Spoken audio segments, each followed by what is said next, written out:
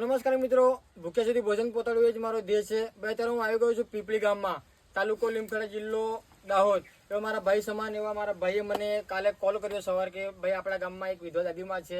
દાદીમાં કેટલા વર્ષથી એકલા રહો છો?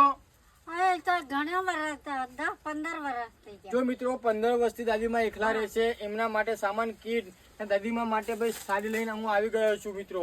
ને દાદીમાની ઘરની હાલત જોઈ શકો છો મિત્રો. આ જ ઘરમાં દાદીમાએ ચોમાસાથી મોડીને આ જ ઘરમાં ગુજરાન ચલાવ્યું છે. આના વિશે શું કહેવા માંગો છો હસમુખભાઈ તમે? પાછળ કોઈ છે નહીં, બરાબર. ઘણા વર્ષોથી એકલી રહે છે. તમે કોઈ આગળ પાછળ કોઈ છોકરું છે નહીં. મિત્રો આ દાદીમાને આગળ પાછળ કોઈ છે નહીં, ને જેનું આગળ પાછળ કોઈ નથી તો હું જ છું મિત્રો.